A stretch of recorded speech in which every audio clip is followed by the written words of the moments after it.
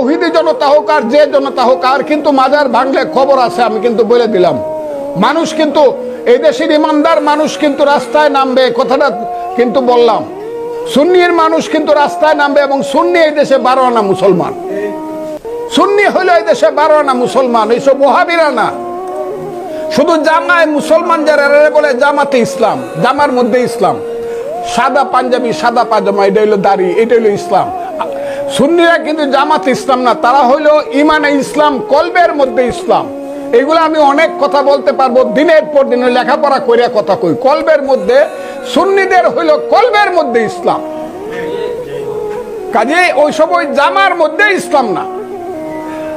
তারা যাতে সাবধান হয়। আর যদি মাজার ভাঙ্গা হয়, খবর আছে, আমি বলে দিলাম, এবং সরকারকে কিন্তু হুঁশিয়ার করতে দেয়। আর যদি মাজার ভাঙ্গা হয়, প্রয়োজনে ওখানে গিয়ে ওই সুন্নিরা দিনের পর দিন রাতের পর রাত অনশন ধর্মঘট করবে। আমি কথাটা বলে দিলাম।